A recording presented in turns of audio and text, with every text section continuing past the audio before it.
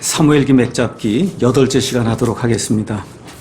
우리가 이제 지난 시간까지 7번에 걸쳐서 사무엘기 상 1장부터 23장 말씀을 이제 살펴봤고, 오늘은 시간이 되는 대로 쭉 나가서 24장부터 29장까지 이제 보는데, 그 중에 이제 28장은 조금 한 부분만 잠깐 보고 다음번에 이야기하도록 하겠습니다. 그렇게 해서 사무엘기 상은 다음 주까지 이제 하게 되면 9번에 걸쳐서 전체를 마치게 되고, 마치면서 사무엘기 상이 우리에게 주는 여러 가지 교훈을 이제 한번 살펴보려고 합니다. 지난 시간에 이제 말씀드린 대로 다윗이라고 한 사람이 골리앗이라고 하는 블레셋의 이제 투사 전사를 이제 죽인 이후에, 근데 우리 생각 같으면 일이 잘 돼서 금방 왕이 되고, 그래서 사람들에게 이제 칭송을 받고 뭐 이렇게 되리라고 이제 우리가 이제 보통 예상을 했는데, 제가 말씀드린 대로 아마 한 17이나 18쯤에 그와 같은 일을 하고 실제 왕이 된 건 30살이거든요. 그래서 그 일 이후에 모르긴 해도 한 1, 2년 정도는 그렇게 큰 핍박이 없이, 뭐 사울이 죽이려고 한 것도 있었지만 그렇게 어려움을 당하지는 않았어요. 그렇게.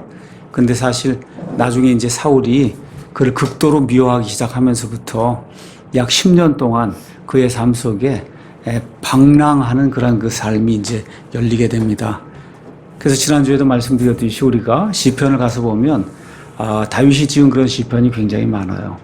그 시편 중에서 저와 여러분이 고난당할 때 정말 어떻게 이렇게 내 마음을 이렇게 잘 표현할 수 있을까 하고 하나님께 이제 감사드릴 수 있는 그런 시편들, 그 시편들의 많은 부분들이 실제로 다윗이 왕이 되기 전에 이렇게 엄청난 그런 그 핍박과 고난을 당하는 그 과정 속에서 그 시편들이 기록이 됐다, 이렇게 이제 말씀을 드렸습니다.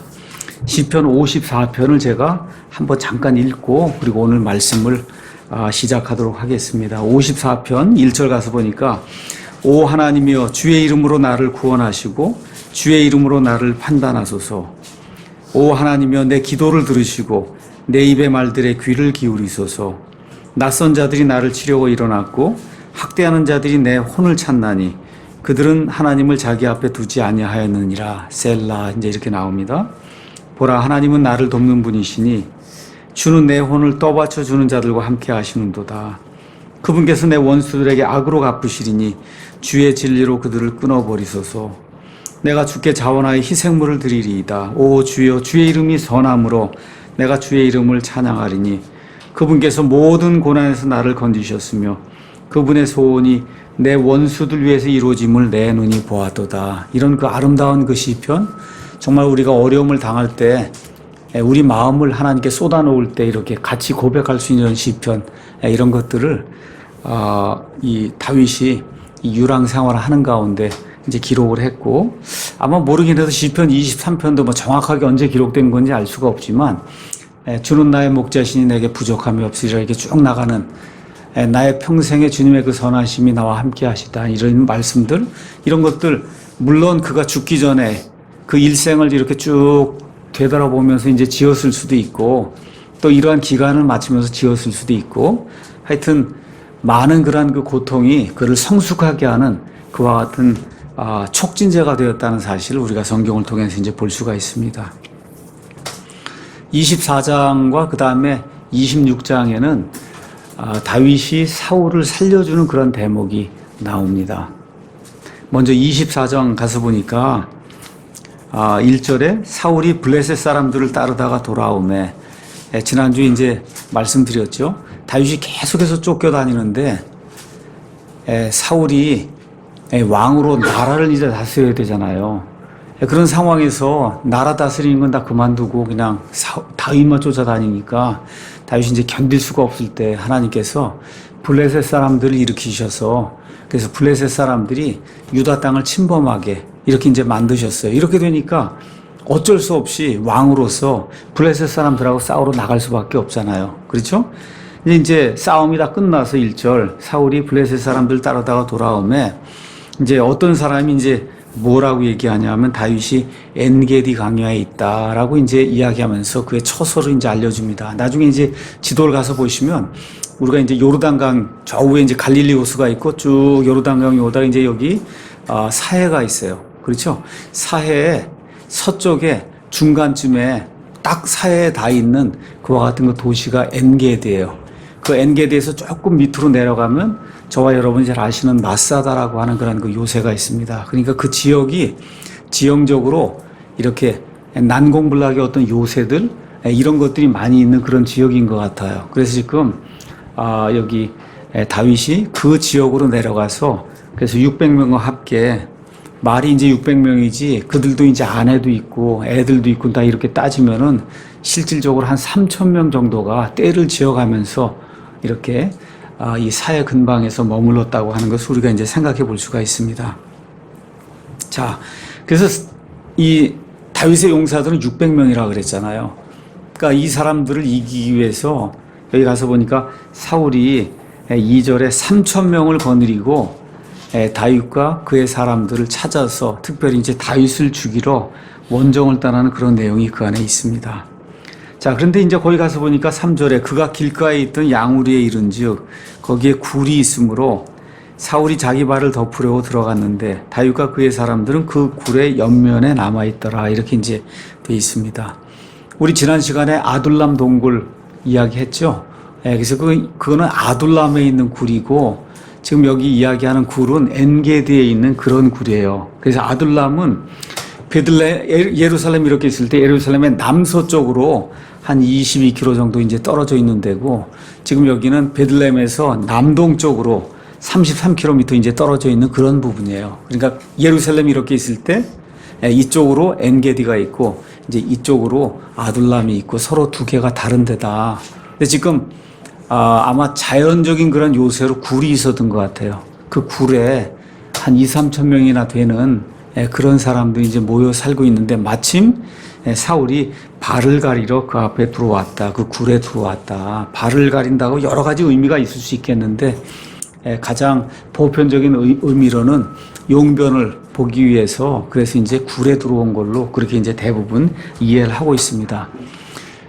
이스라엘 백성 가운데 하나님이 이제 거하시기 때문에 이스라엘 백성의 그 위생에 대해서 하나님께서 굉장히 신경을 많이 쓰세요.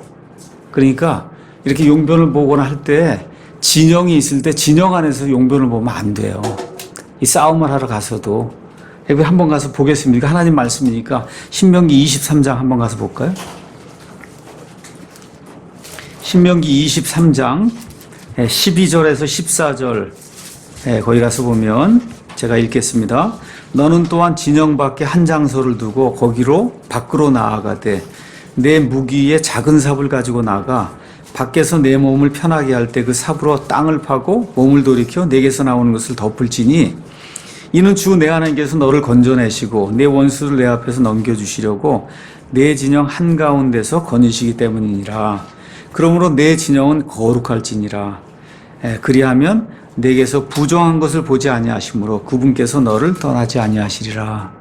그러니까 이스라엘 백성을 이렇게 인도하시는 하나님이 어느 정도로 정결하고 깨끗함을 원하시는가 우리가 이런 걸 통해서 알 수 있단 말이에요. 그렇죠?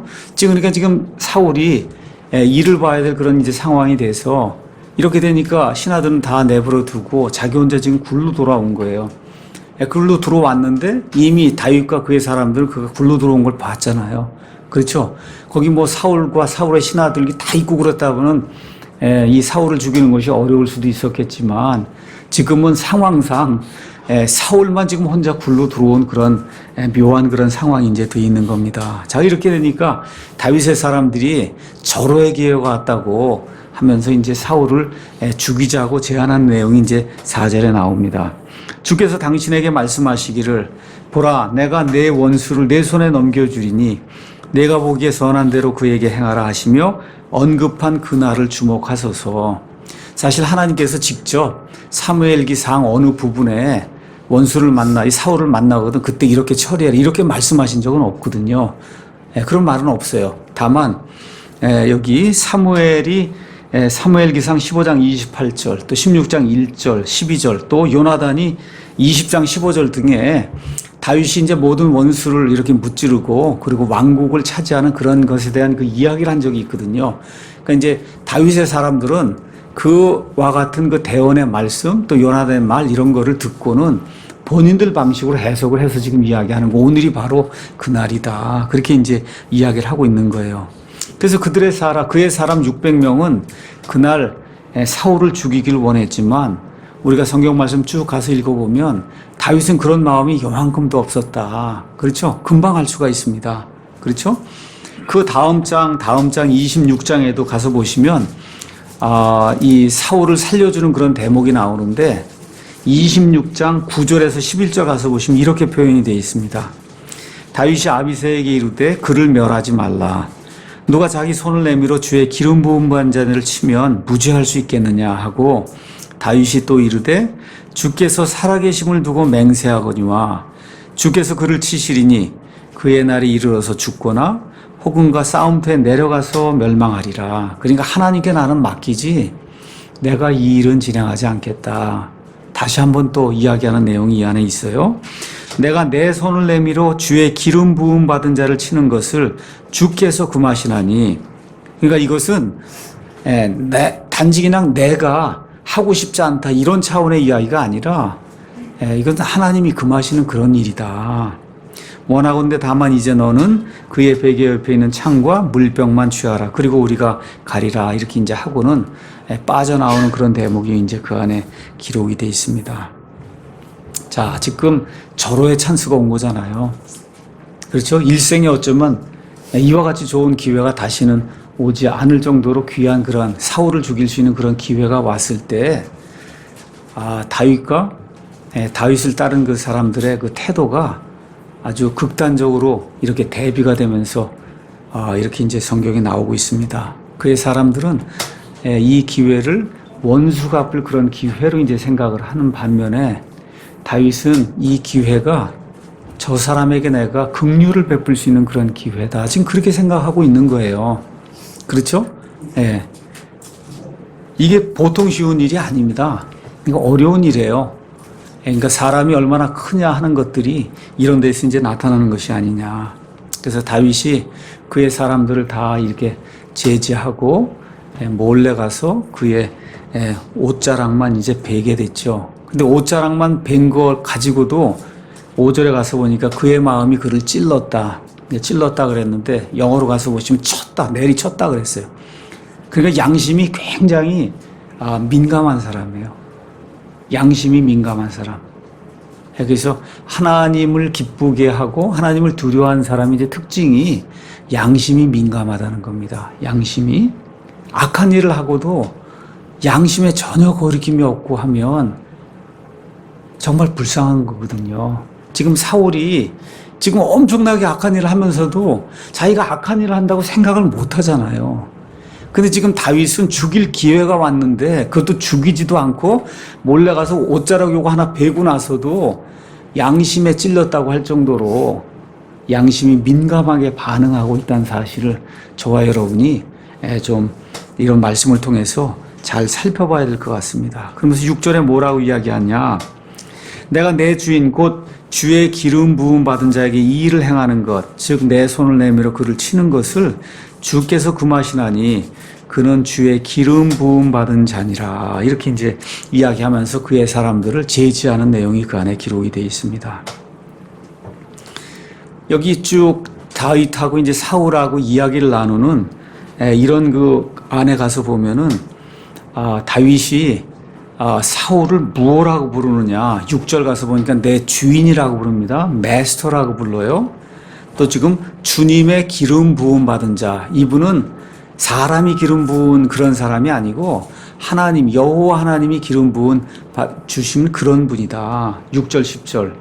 또 8절 10절에는 내 주다라고 해서 주인이라고 이제 이야기를 하고 있고 왕이라고 이야기하고 있고 11절에는 내 아버지죠. 지금 장인이니까. 그렇죠? 이렇게 극진히 사울을 대접하는 그런 내용이 그 안에 이제 기록이 돼 있어요. 요새 이제 목사들이 잘못을 하고도 이거 이렇게 하면 안 됩니다 하고 이제 성도들이 이야기하면 그때 이제 즐겨 쓰는 그 구절이 여기 6절에 나와 있는 말씀이에요. 그렇죠? 주의 기름 부음 받은 자에게 손을 대지 마라. 얼마나 많이 들었어요, 우리가. 그렇죠? 예, 신약 시대에는 저와 여러분 모두가 주의 기름 부음 받은 사람들이에요. 우리 한번 가서 눈으로 한번 확인해 봅시다. 요한일서 2장 27절. 요한일서 2장 27절. 그러나 너희가 그분에게서 받은 기름 부음이 너희 속에 거함으로 아무도 너희를 가르칠 필요가 없고 바로 그 기름 부음이 너희에게 모든 것을 가르치며 또 그것이 진리요 거짓이 아닌즉 그것이 너희를 가르친 대로 너희는 그분 안에 거할지니라. 그 지금 성령 침례를 지금 이야기하고 있어요. 그래서 신약 시대에는 목사가 하나님의 기름 부음 받은 그런 사람 아닙니다. 여기 지금 나와 있는 여기 구약 시대에 하나님의 기름 부음 받았다고 하는 건 말 그대로 뿔을 들고 가서 대언자나 제사장이 그에게 기름을 진짜로 부은 거예요.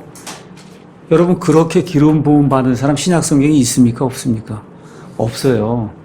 그래서 이 신약 시대에 기름 부음 받은 사람은 성령님의 기름 부음을 받은 신약 시대의 모든 성도들이다. 그렇기 때문에 목사가 잘못을 하고 성도나 누가 그걸 지적을 하면 그러면 내가 잘못했다고 인정을 하고 인정을 해야 돼요. 성도들 앞에 이야기를 하고 하나님께 그 죄를 고백을 하고 하나님으로부터 용서를 받아야 돼요.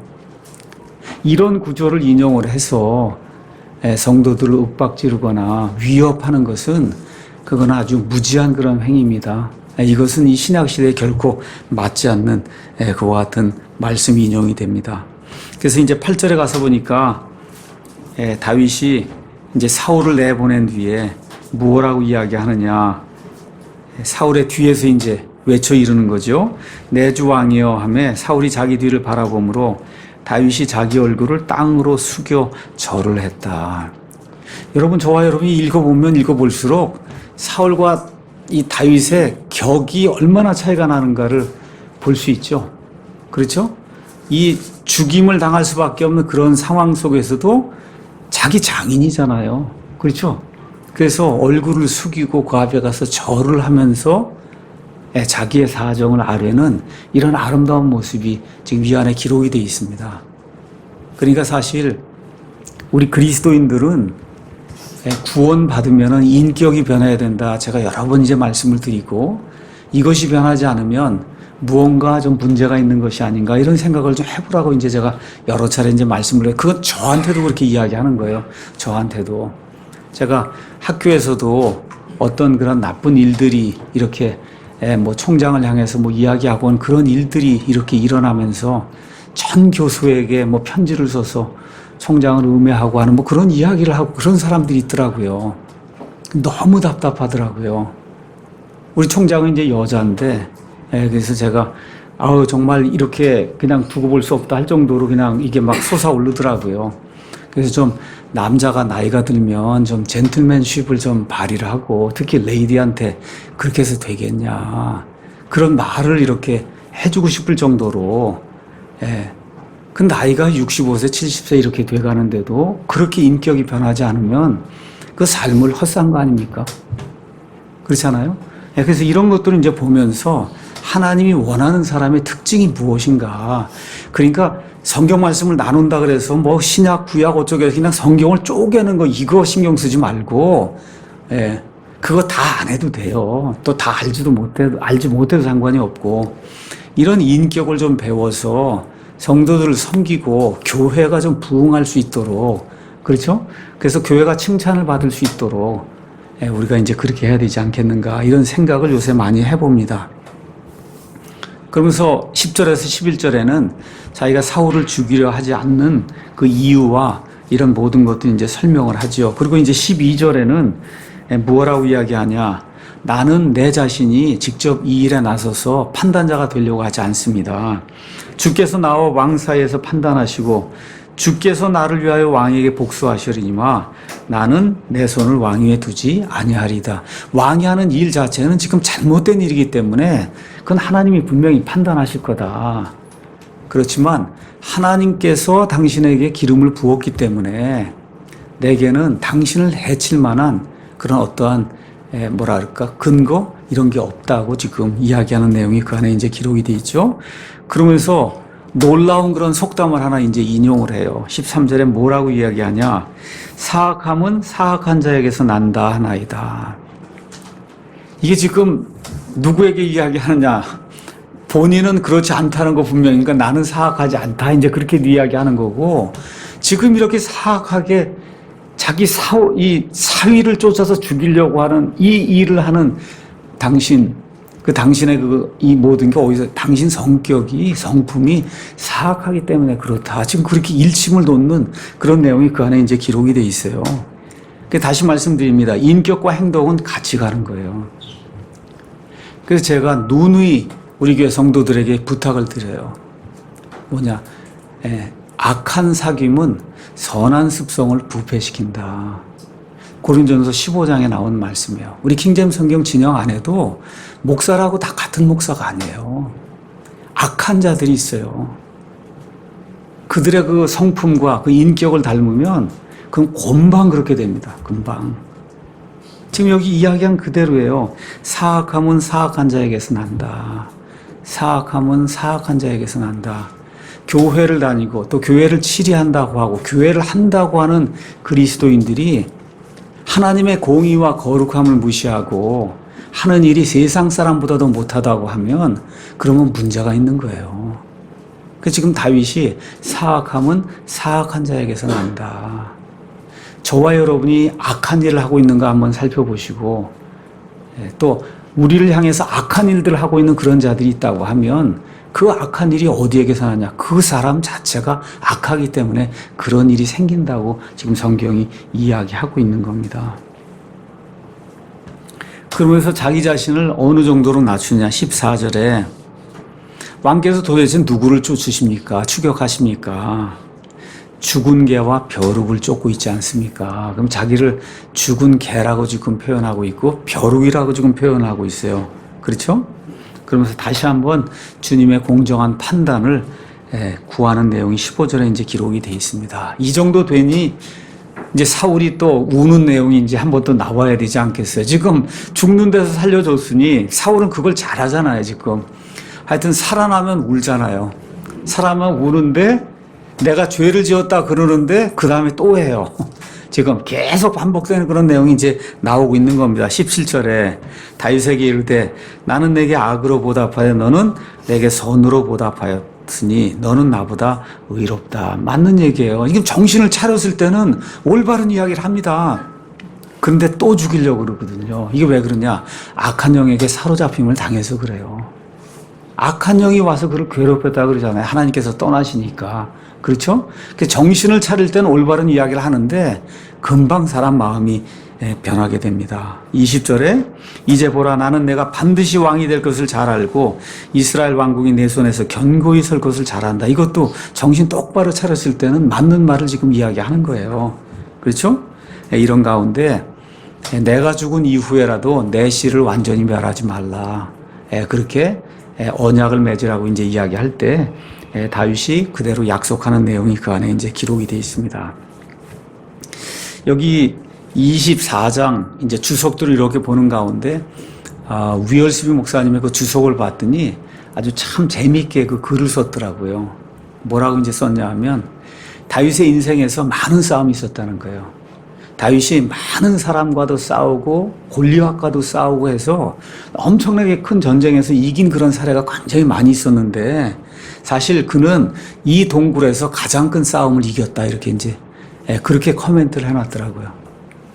사람들 많이 죽이고 골리앗 죽인 것보다 더 큰 싸움에서 이겼다는 거예요. 다시 말씀드려 자기 자신과 자기를 따르는 그런 사람들의 그 욕망 있잖아요. 죽이고 싶어하는 그런 욕망. 그거 누구라도 안 생기겠습니까? 그렇죠?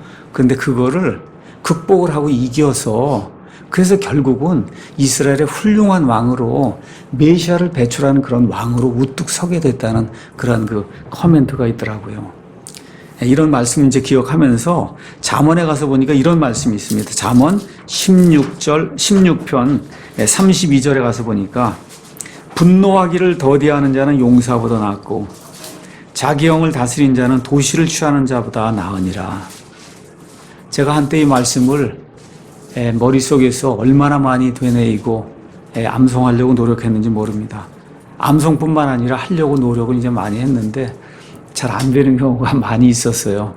다시 한번 우리가 이 말씀 한번 기억하면서 분노하기를 더디하는 자는 용사보다 낫다. 지금 자기 원수가 이 앞에 있는데 이 원수를 죽이지 아니하고 그에게 긍휼을 베푼다는 거, 이게 보통 일이 아니잖아요. 그렇죠? 예. 용사보다 낫고 자기 영을 다스리는 자는 도시를 취하는 자보다 나으니라. 특별히 우리 남자 형제님들이 주로 화는 아무래도 내가 보니까 남자들이 많이 내는 것 같으니 우리 남자 형제님들이 기억을 하고, 다윗이 자기와의 큰 싸움에서 이긴 것처럼 우리 모두가 우리 자신과의 싸움에서 이겨서 그래서 하나님의 성품에 조금 더 다가가는 그런 삶을 살면 좋을 것 같습니다. 25장에는 나발과 아비가일 이야기가 이제 나옵니다. 자, 25장이 시작이 되면서 좋지 않은 소식이 들려요. 25장 1절 가서 보니까 사무엘이 죽습니다. 사무엘이 죽음에 모든 이스라엘 사람이 함께 모여 그를 위해 애곡하며 라마에 있던 그의 집에 그를 묻으니 다윗이 일어나서 바란 광야로 내려가니라. 다윗이 거기 가진 못했을 거예요. 아마 사울이 그 기회를 노리고 반드시 잡아 죽이려고 했기 때문에 가진 못했을 겁니다. 자, 사무엘은 이 책 이름이 사무엘이에요. 그렇죠? 예, 재판관이고 또 이스라엘의 대언자입니다.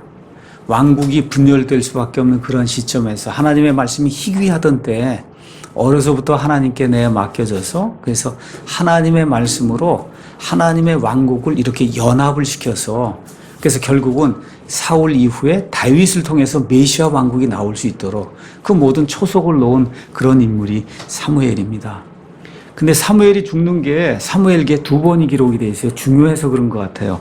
여기도 한 번 기록이 되어 있고 28장 3절에도 기록이 되어 있습니다. 한번 잠깐 보겠습니다. 28장 3절, 이제 사무엘이 죽음에 온 이스라엘이 그를 위해 애곡하며 그를 라마에 곧 그의 도시에 묻었더라. 이제 이렇게 이제 기록이 되어 있습니다.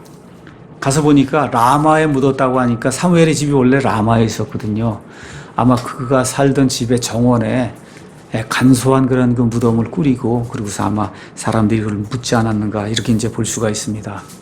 자, 이 일이 끝난 이후에 이제 나발 이야기가 2절에서부터 이제 13절에 이제 나옵니다.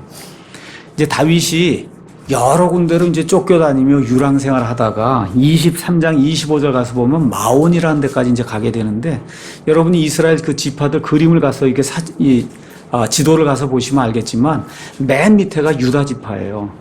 그 유다 지파가 이렇게 있을 때 그 지파의 이 가운데 이 밑부분이 시므온 지파예요. 그 바로 위에가 이 베냐민 지파예요. 그러니까 이스라엘 땅에 예루살렘을 포함한 이 유다 지파의 땅이 맨 밑에 있어요. 거기가 유다 광야예요. 유다 광야. 그래서 예루살렘이 있을 때 예루살렘으로부터 한 20km 정도 밑으로 내려가면 거기에 광야가 있습니다.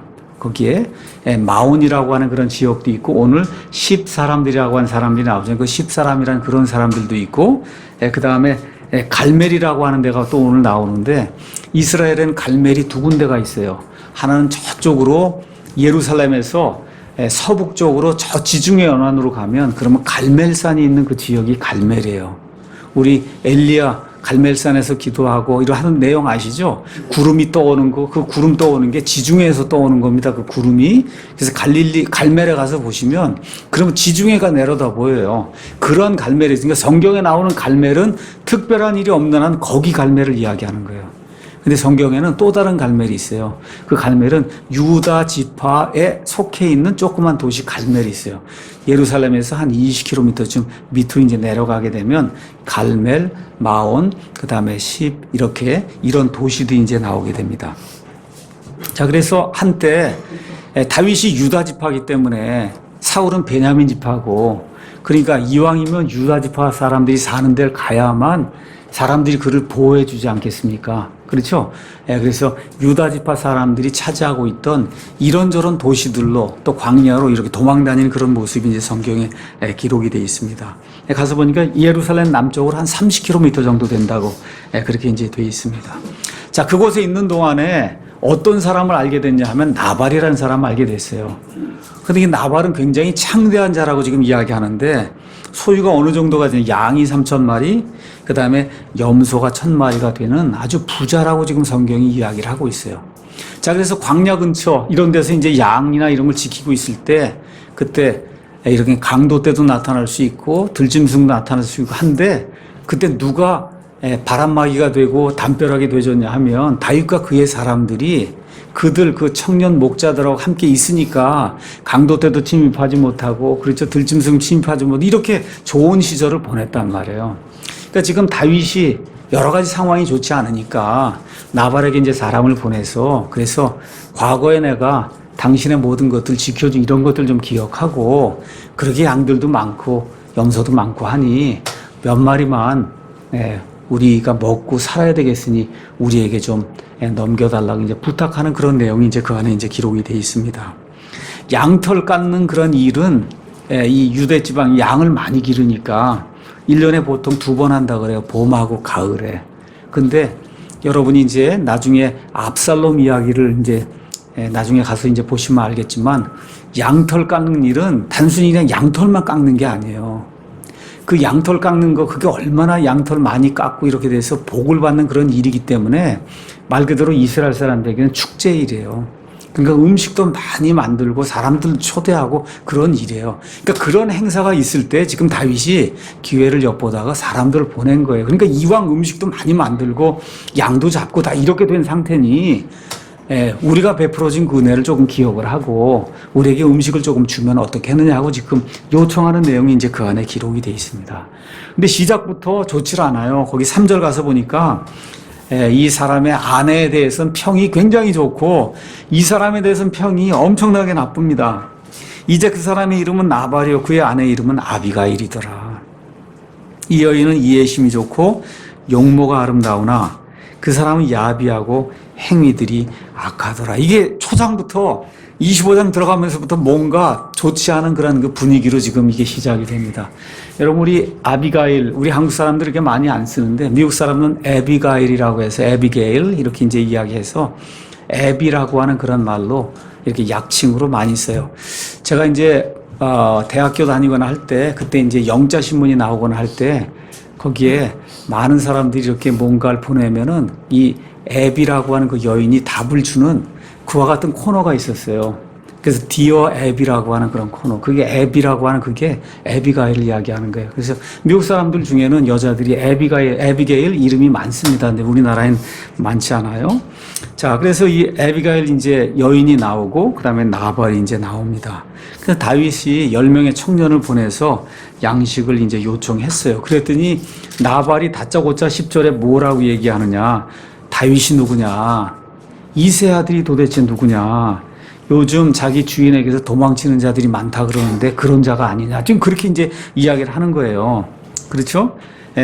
이런 자들에게 내가 어떻게 빵과 내가 가지고 있는 모든 걸 줄 수 있냐? 11절 한번 가서 보세요. 거기 내가 내 빵과 물과 내 양털 깎는 자를 위하여 잡은 내 고기를 가져다가 어디로부터 왔는지 내가 알지 못하는 사람들에게 주기냐. 내가 굉장히 많이 나오죠. 그렇죠. 그러니까 자기 걸 꼭 주고 있는 그런 사람이라는 걸 이 성경 말씀 자체가 지금 우리에게 이야기를 해주고 있어요. 다 내 거라는 거예요. 다 내 거. 그래서 결대로 줄 수가 없다. 지금 그렇게 이제 이야기를 하고 있는 겁니다. 그래서 다윗이 분노해서 13절에 다윗이 데리고 있던 용사들이 600명인데 400명, 그 다음에 200명으로 이제 나눠갖고 그래서 나발을 죽이려고 오는 그런 내용이 이제 그 안에 기록이 되어 있습니다. 자, 이거를 이렇게 읽을 때, 이거 뭐 너무 당연한 이야기지. 그렇게 은혜를 베풀어 줬는데, 그거 뭐 빵하고 양 몇 마리 달라 그러는데, 그거 안 주면 가서 죽여야지. 여러분, 그렇게 하면 죽여야 돼요? 어떠세요, 여러분? 죽여야 되지? 아니잖아요. 그렇죠?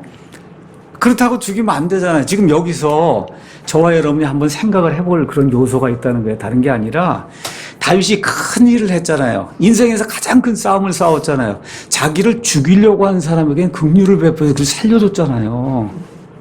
그렇잖아요. 근데 지금 양 몇 마리 안 준다 그래서 그런 일로 가서 사람을 죽이면 그러면 어떻게 돼요? 그의 평생토록 불명예가 그를 쫓아다닐 거 아닙니까? 그렇잖아요. 그러니까 이런 거 생각을 안 하고는 욱해갖고 아까 잠언 16장에 나와 있는 그 말씀을 그대로 좀 해서 자기 영을 잘 컨트롤했어야 되는데 그게 아니라 화가 나서 자기 뜻대로 하나님과 상의도 하지 않냐고 그러고서 이 나발을 죽이러 가는 그런 대목이 이 안에 지금 기록이 돼 있는 겁니다. 예. 자, 그래서 여기 가서 보면 정말 아비가일이라고 하는 이 이해심이 많은 여인이 나타나지 않았으면 다윗이 평생토록 왕이 된 이후에도 빵 몇 조각 때문에 사람을 죽이고 이거 갖고 다녀야 될 그런 불명예가 될 뻔한 거. 그렇죠? 이 일을 아비가일이라는 그런 여인을 통해서 누가 간섭하셨겠어요? 하나님이 간섭하시잖아요. 그래서 아비가일이 와서 직접 그 얘기를 합니다. 아비가일이. 자, 한번 가서 읽어보겠습니다. 30절. 제가 볼게요. 주께서 여호와 하나님께서 내 주에 관하여 말씀하신 모든 선한 것대로 내 주에게 행하사 내 주를 이스라엘 다스릴 치리자로 임명하셔. 드디어 이제 왕이 됐단 말입니다. 물론 이미 기름 부음은 받았지만 사람들에게 아직 인정을 받지 못했어요. 이제 5년이고 뭐 10년이고 지나서 이제 왕이 됐을 때 내 주께서 이유 없이 피를 흘리셨다든지 그렇잖아요. 양을 주고 안 주고는 사실 나발의 몫이지. 내가 그거 했으니까 너 내라. 그것도 아닌 거잖아요. 그러니까 이유 없이 피를 흘린다든지 혹은 내 주께서 친히 그것도 직접 다윗이 가서 죽였더라. 이러면 그 불명예가 얼마나 크겠느냐. 그렇죠? 하는 이것이 내 주께 근심이 되거나 내 주의 마음에 걸리는 것이 되어서는 아니 되리이다 하고 아비가일이 사람 죽이는 것을 막는 그런 대목이 이 안에 이제 기록이 되어 있습니다. 그래서 전적으로 하나님의 도우심으로 이 실수를 면하는 내용이 지금 이 안에 이제 기록이 되어 있는 거예요.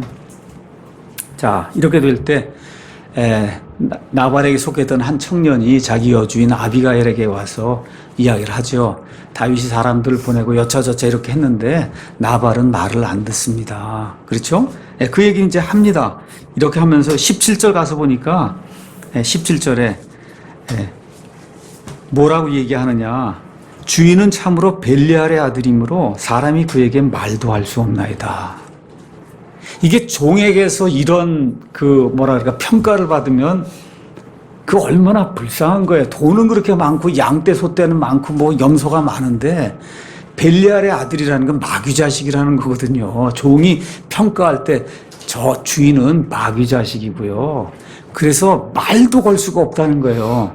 그러니까 말을 걸 수가 없으니까 할 수 없이 여주인에게 와서 제가 말씀드리는 거 이 정도가 되면 이게 인생이 어려워지는 거잖아요. 이런 사람이 지금 나발이다. 성경이 지금 그렇게 이야기를 하고 있는 겁니다. 자, 그래서 화를 피하기 위해서 아비가일이 자기 남편 나발에게 아무 이야기하지 않고 그리고 많은 음식을 준비해서 그래서 다윗의 화를 진정시키게 쫓아가는 그런 내용이 이제 18절에 이제 기록이 돼 있어요. 20절에 35절에 저와 여러분이 이렇게 가서 아까 읽으셨잖아요. 가서 읽어보시면 어떻게 이렇게 겸손하게 자기의 모든 것을 내려놓고 다윗의 마음을 돌리려고 하는지 알 수가 없을 정도로 말 그대로 그냥 읽어보시면 그 겸손함이 그냥 철철철철 흘러나오는 그러한 사과의 발언을 이 아비가일이 하는 그런 내용이 그 안에 이제 기록이 되어 있습니다.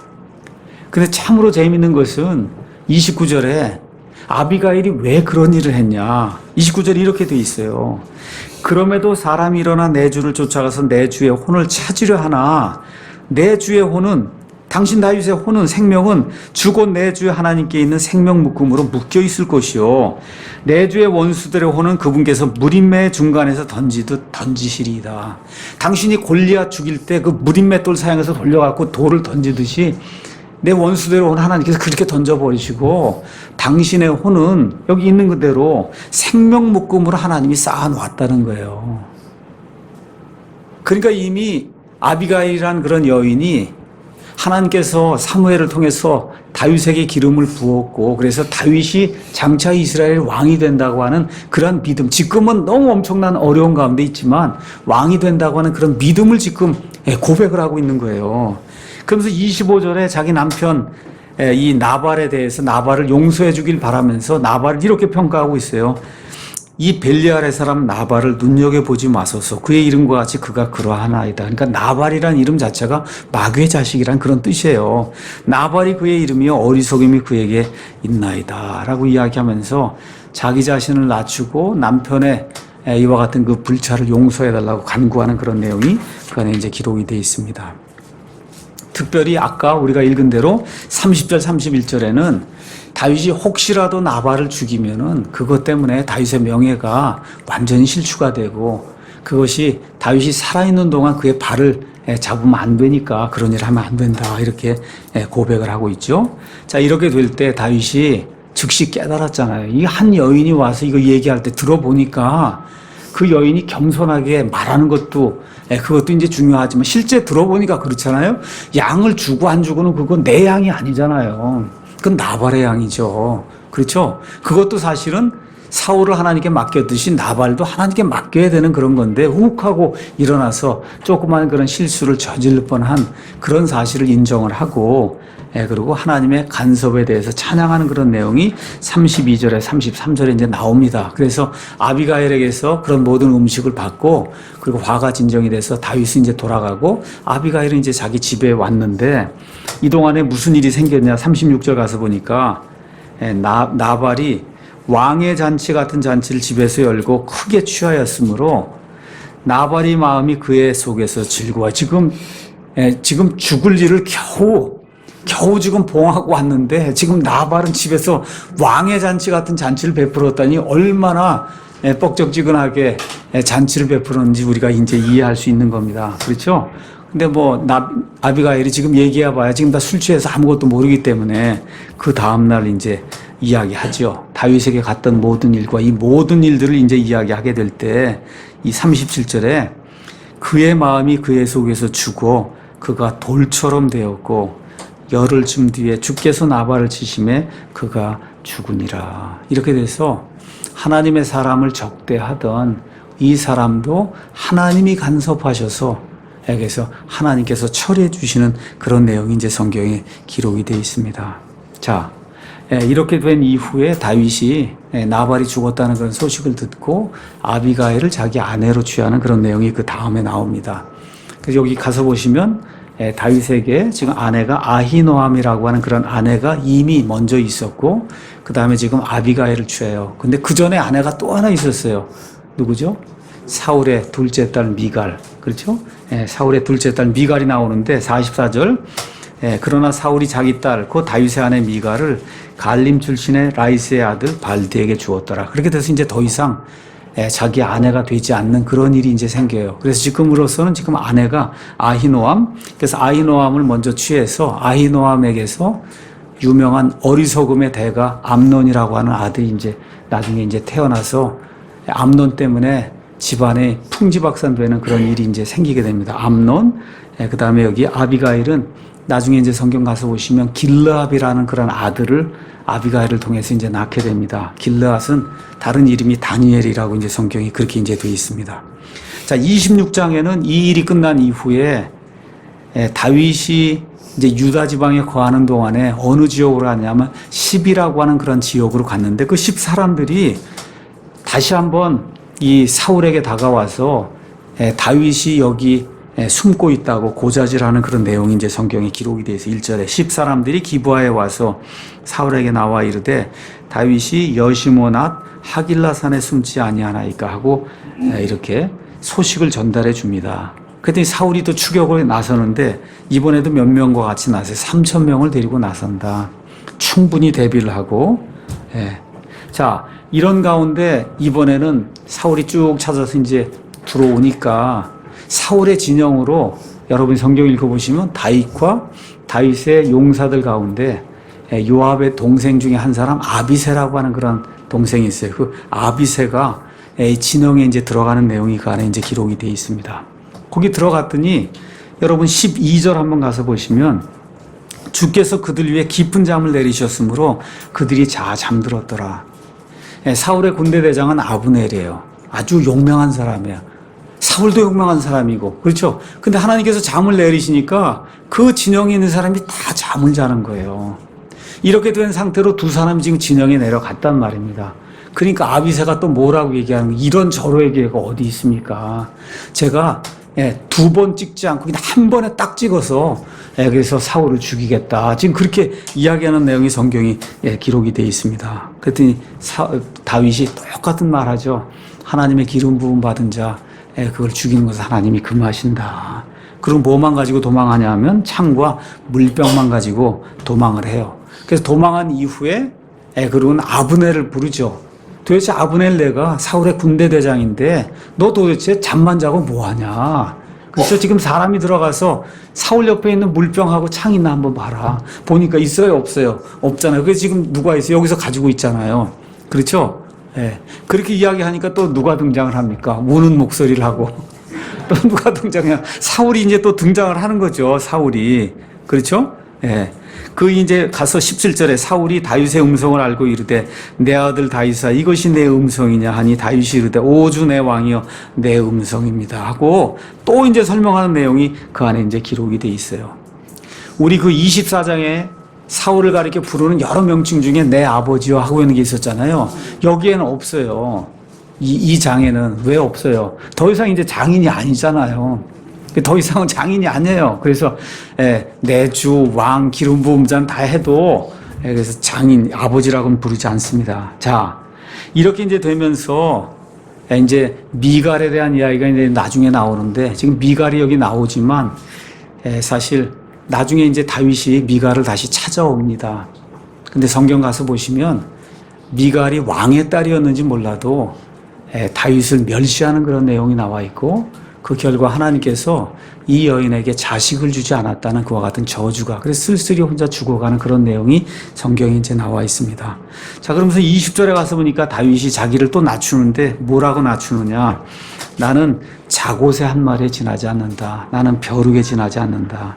이렇게 이야기할 때 사울이 또 한 번 정신을 차리고 올바른 말을 25절에 합니다. 내 아들 다윗아 내게 복이 있을지어다.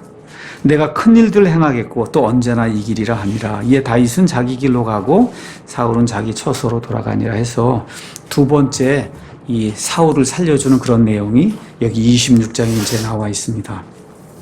자, 27장에는 다윗이 도저히 유다 땅에서 이제 살 수가 없음을 보고 옛날에 자기가 했던 걸 또 하는 거예요. 옛날에 무슨 일을 했습니까? 옛날에 어디로 갔어요? 블레셋에 가두왕 아기스에게로 도피했다가 미추광이 행세해갖고 겨우 도망간 일 아시죠? 지금 도저히 이거 유다 땅에서는 더 이상 살 수가 없으니까 내가 살 수 있는 유일한 길은 천상 거기뿐이 없겠다.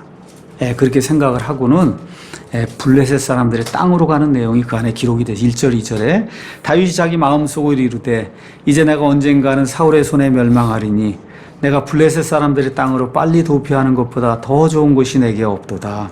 사울이 이스라엘 온 지경에서 나를 더 찾다가 나로 인해 절망하리니 내가 이와 같이 그의 손에서 도피하리라 하고 다윗이 일어나서 자기와 함께 있던 600명과 함께 가드왕 마옥의 아들 아기스에게로 건너갔다. 성경이 지금 그렇게 이야기하고 있어요. 원래대로 이야기하면 하나님의 사람이라고 하면 거기 가면 안 되는 데잖아요. 하나님의 원수들의 땅인데 한 번 당하고 또 두 번째 간다고 하는 거 어리석은 일이거든요. 근데 이 사건을 통해서 다윗이 얼마나 황급한 그런 상황이 있었는가를 저와 여러분이 좀 인식을 하면 좋을 것 같습니다. 그래서 성경에 나와 있는 대로 다윗은 하나님께서 기름 부음을 받은 이스라엘의 왕이에요. 지금 아직은 아니지만 이미 받았고 곧 2, 3년 있으면 왕이 될 그와 같은 사람입니다. 누가 그 말을 확증해 줬냐? 조금 전에 아비가일이 확증해 줬잖아요. 그렇죠? 그 다음에 또 누가 확증해 줘? 26장에 사울이 그를 떠나면서 너는 큰 일을 하겠고, 그렇죠? 하나님이 너와 함께 하신다고 다 그렇게 확증을 해 주었음에도 불구하고 다윗이 너무나 황급한 가운데 어쩔 수 없이 지금 블레셋 땅으로 도망가는 그런 내용이 그 안에 기록이 돼 있어. 아마 사울을 떠나서 도망간 게 한 7, 8년 지금 됐고 성경 기록대로 한 2, 3년 정도만 있으면 이제 왕이 될 것 같은데 그 시절을 견디기가 굉장히 어려웠던 것 같아요. 그래서 제가 지난주에도 여러분에게 부탁드렸듯이 뭐 하나님의 사람이 이래 나 같으면 안 그럴 텐데 이건 아니라는 겁니다. 성경 가서 보시면 인간의 한계가 성경 안에 기록이 돼 있어요. 모세도 이스라엘을 이집트에서 데리고 나온 이후에 백성이 속을 썩이니까 민수기 11장에 뭐라 그래? 하나님 제발 저를 좀 죽여주십시오. 엘리야도 바알의 대언자들, 그렇죠? 예, 이거 다 싸워서 이긴 이후에 이세벨이 죽인다고 하니까 하나님 나를 죽여주십시오. 이런 일이 이게 인간이기 때문에 우리가 돌덩어리가 아니거든요. 인간이기 때문에 이런 일이 발생을 한다는 거. 이런 걸 기억하면서 그 안에서도 어떨 땐 하나님께서 하나님의 일을 이루시기 위해서 하나님의 섭리로 개입해서 사람을 도와주실 때가 있다. 이런 것들을 한번 살펴보면 좋을 것 같습니다. 아까 말씀드린 대로 21장 10절에서 15절에 가서 보시면 이미 다윗이 모르겠어요. 5년 전이지 뭐 6년 전인지 모르지만 이 가드왕 아기스에 갔다가 미추광이 신세를 하면서 겨우 해서 위기를 모면했어요. 그때는 그럴 수밖에 없었던 이유가 있어요. 왜냐하면 수가 얼마 안 됐거든요. 수가 얼마 안 됐어요. 근데 지금 600명이에요. 애들하고 부인들하고 다 따지면 2, 3천 명이 된 거예요. 그러니까 아기스도 무시를 못해요. 근데 아기스가 왜 그를 받아줬냐? 지금 블레셋하고 누구하고 지금 싸우고 있습니까? 누구하고 싸워요? 유다. 누구야? 이스라엘. 누구야? 사울하고 지금 싸우고 있는데 사울이 그렇게 죽이려고 한 사람이 누구예요? 다윗이잖아요. 그러니 다윗을 데려다가 그를 선대해서 그래서 사울하고 싸우도록 그렇게 만들면 자기들끼리 치고받는 거니까 그게 얼마나 좋은 그런 묘수가 되겠어요. 그렇죠? 그래서 아기스가 그를 받아주는 내용이 이제 그 안에 기록이 되어 있습니다. 전략적으로 그를 이용하려고 다윗을 받아줬습니다. 근데 다윗이 가만히 가드의 이 도시에 가서 있어 보니 거기다간 또 죽게 생겼잖아요. 그러니까 뭐라 그래? 어떻게 제가 저같이 미천한 사람이 왕이 사는 그런 도시에 같이 살 수가 있느냐. 그렇게 이야기했더니 어떤 도시를 주냐. 시글락이라는 그런 도시를 가드에서부터 어느 정도 떨어져 있냐. 서남쪽으로 약 35km 정도 떨어진 시글락이라는 도시. 시글락은 원래 그 도시가 시므온 지파에 속한 거예요. 그러니까 제가 말씀드린 대로 이스라엘 땅이 이렇게 있을 때 맨 밑에가 유다 지파입니다. 유다 지파 요 밑에 이 부분을 시므온 지파가 차지했어요. 그 시므온 지파 맨 밑에 있는 데가 시글락이에요. 그래서 원래 땅이 시글락은 누구에 속한 거냐면 시므온 지파에 속했는데, 근데 이 아기스라고 한 사람이 다윗에게 이 시글락을 줬기 때문에 여기 성경 가서 보니까 6절에 아기스가 그날에 시글락을 그에게 주었으므로 시글락이 이날까지 유다 왕들에게 속하니라. 그러니까 원래는 시므온 지파 건데 블레셋이 빼앗아서 그거를 유다에게 주었기 때문에 그래서 유다 지파의 땅이 됐다. 지금 성경이 그렇게 이야기하고 있는 거예요. 얼마를 거했냐? 7절 가서 보니까 1년 4개월을 거했다. 지금 그렇게 이제 이야기하고 있습니다. 여기 가서도 다윗이 살아남기 위해서 거짓말을 합니다. 거짓말을 해요. 자, 유다 지방의 맨 밑에 이렇게 가 있고, 그 다음에 여기 아기스는 여기서 한 35km 위로 떨어진 데 가 있는 거예요. 지금.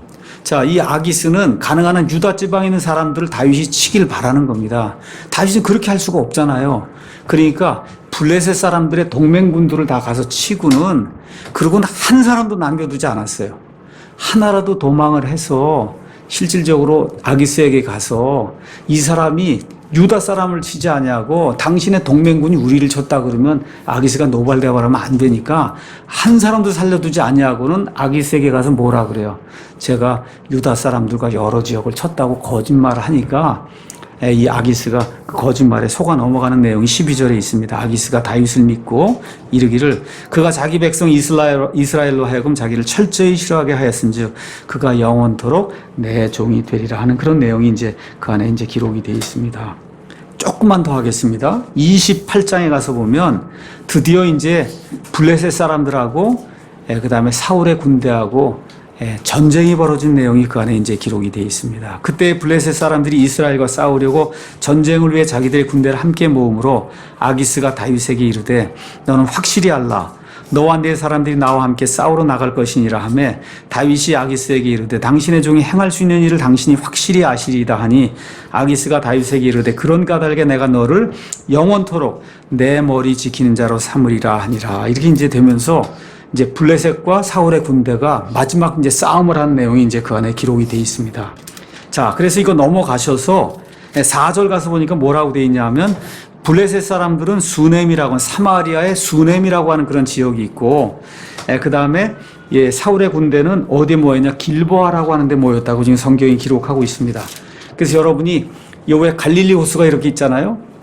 갈릴리 호수, 요르단강, 갈릴리 호수에서 남쪽으로 한 20km 정도 떨어진 그 지역에 길보아도 있고 여기 수넴도 있고 예스리라는 데 있고 요 옆에가 바로 무깃도예요. 나중에 아마겟돈 전쟁이 이제 생긴다고 하는 데가 바로 거기에요. 엄청나게 넓은 평야가 있어요. 거기에 길보아 산이라고 하는 데가 있고 여기서 이제 전쟁이 벌어지게 된 겁니다. 자, 그럼 29장으로 한번 넘어가 보시죠. 자, 아기스가 다윗의 모든 사람들 데리고 지금 싸우러 나간다고 하니까 블레셋 사람들이 귀족들이 반발을 하는 거예요. 그렇죠? 아니 지금 우리가 유다 사람들하고 싸우러 가려고 하는데 이 사람이 누굽니까? 사울이 죽인 자는 천천히요. 다윗이 죽인 자는 만만이라고 하는 이런 용명한 그런 장군인데 전쟁터에 나가서 이 사람이 우리를 치면 어떻게 하려고 하냐고 아기스에게 화를 내는 내용이 이 안에 기록이 돼 있어요. 그러니까 아기스가 들어보니까 맞잖아요. 그렇죠? 그러니까 뭐라고 이야기하느냐 하면 다윗에게 내가 지금까지 너를 살펴봤는데 하나님의 천사같이 내가 정말 착한 사람이다. 내가 보니까 악한 게 없는데 싸움에는 갈 수 없다 이번에. 왜 그러냐? 내 밑에 있는 모든 귀족들이 다 반대한다. 이거 여러분 그냥 생긴 일 같아요? 하나님의 섭리와 하나님의 개입에 의해서 지금 이 일이 생겼단 말이에요. 이게 지금 그대로 나가면은 다윗이 가서 누구를 죽여야 돼요? 사울을 죽이고 요나단을 죽이고 지금 자기 민족을 죽여야 될 이런 상황이 됐는데 블레셋 사람들 안에서 내전이 생겨갖고 그래서 하나님의 간섭을 통해서 아기스가 넌 다시 블레셋 땅으로 가고 전쟁하러 가지 말라고 이야기하는 내용이 이제 이 안에 기록이 되어 있습니다. 자, 이런 일들을 가만히 보면서 저와 여러분이 잘 깨달아야 될 게 있어요. 이거 악한 일은 누가 벌인 거예요? 블레셋 사람의 땅엔 누가 간 겁니까? 다윗이 갔잖아요. 그렇죠? 하나님 원치 않는 일을 한 거예요. 그런데 다윗이 이런 싸움이 생길 때 하나님 앞에 나 가지 않겠으니 하나님 길을 열어달라고 간구합니까? 안 합니까? 안 하죠? 그렇죠? 하나님이 간섭하셔서 사울과 다윗이 싸우지 않도록 그렇게 하나님이 간섭하세요. 근데 이거를 악용을 하면 안 된다. 일은 내가 다 잘못을 해놓고는 하나님이 간섭해 주실 거야. 이 일은 특별한 경우에 이루어진 거예요. 왜 그러냐? 이 일을 통해서 사울의 왕조가 무너지고 그 다음에 다윗이 왕이 돼야 되는 그런 하나님의 섭리가 있기 때문에 이 일이 이루어진 거지. 우리 삶 속에서 모든 악한 일, 어려운 일, 어리석은 일은 다 해놓고는 하나님이 간섭해 주실 거야 하면 그러면 곤란하다는 거예요. 하나님의 법칙은 뭐냐? 그건 뭐야? 심는 대로 거두는 게 하나님의 법칙이에요. 그러니까 어리석음을 뿌리면 특별한 일이 없는 한은 어리석은 일이 우리에게 임하게 되는 겁니다. 그러니까 하나님을 이렇게 오용을 하면 안 된다는 거예요. 사람의 어리석음이 그의 길을 굽게 하고는 그의 마음이 주를 향해 안달하느니라라고 하는 잠언의 말씀이 있거든요. 그래서 이런 사례를 읽으면서 까딱 잘못 해석하면 안 된다는, 하나님이 그냥 무조건 나와 함께 하니까 그냥 무슨 악한 일을 해도 하나님 나와 함께 하신, 아니라는 거예요. 이거는 특별한 경우에 하나님께서 간섭하실 수밖에 없는, 왕국의 전체 일을 치리하신 하나님께서 간섭하실 수밖에 없는 그런 상황이 됐기 때문에 하나님이 간섭하신 거지, 우리가 악한 일을 저지르고도, 어리석은 일을 저지르고도 하나님이 간섭해 주기만을 바라면 그것은 올바른 그런 믿음이 아니라는 거 저와 여러분이 기억을 하시면 좋겠어요. 그래서 결국은 어떻게 되느냐, 저 갈릴리 있는 데서부터 블레셋 자기가 살던 시글락까지 거리가 얼마쯤이냐, 한 150km를 부지런히 걷고 해서 도망가는 그런 내용이 이제 성경에 기록이 되어 있고, 결국 블레셋 사람들은 사울과 싸우기 위해서 예스레엘 골짜기로 올라가는 그런 내용이 이 안에 이제 기록이 되어 있습니다. 그래서 오늘은 여기까지 이제 말씀을 드리고, 다음 주에는 28장에 나와 있는 그 영매, 엔돌의 그 무당 이야기와 함께, 그 다음에 사울이 길보아산에서 죽임을 당하는 그런 그 비참한 이야기, 이것과 더불어 사무엘기 상에서 하나님께서 주시고자 하는 그런 교훈이 무엇인가, 이 모든 것들을 다음 시간에 요약을 해서 여러분에게 말씀드리도록 하겠습니다.